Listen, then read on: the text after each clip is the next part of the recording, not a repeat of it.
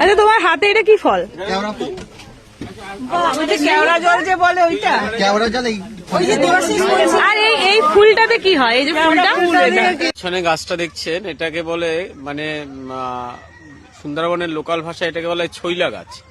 এবং এই গাছটার মানে একটা ফল হয়, এই যে ফলটা দেখা যাচ্ছে এই ফলটা হয়।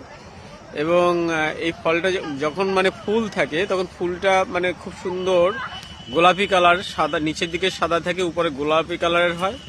এবং এটাকে কেটে মানে যদি বসিয়ে দেওয়া হতো সেই মানে অল্প অবস্থায় ফুলটাকে, তাহলে মানে ভিতরে খুব সুন্দর মধু হয় এবং মধুটা খুব টেস্টি, মানে খুব গাঢ় হয় না, কিন্তু ফুলের মধু খুব ভালো লাগে।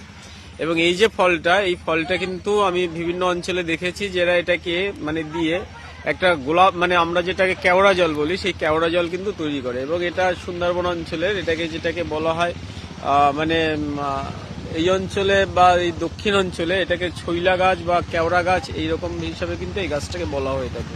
এবং এই পিছনের দিকে তাকালে দেখবেন এই যে গাছটা দেখা যাচ্ছে, এই গাছটায় মানে এই ফলগুলো ধরে আছে। তো সুতরাং এই যে কাছের দিকে গেলে দেখা যাচ্ছে, কাছের থেকে দেখলে বোঝা যাচ্ছে যে এটাকে বড় কর। হ্যাঁ, তো এখানে ওই দেখা যাচ্ছে যে এই মানে ফলগুলো রয়েছে। এবং এটা কিন্তু এক জাতীয় ম্যানগ্রোভ। এটা ম্যানগ্রোভ অরণ্যের মধ্যে, হ্যাঁ, এটা ম্যানগ্রোভের মধ্যে পড়ছে।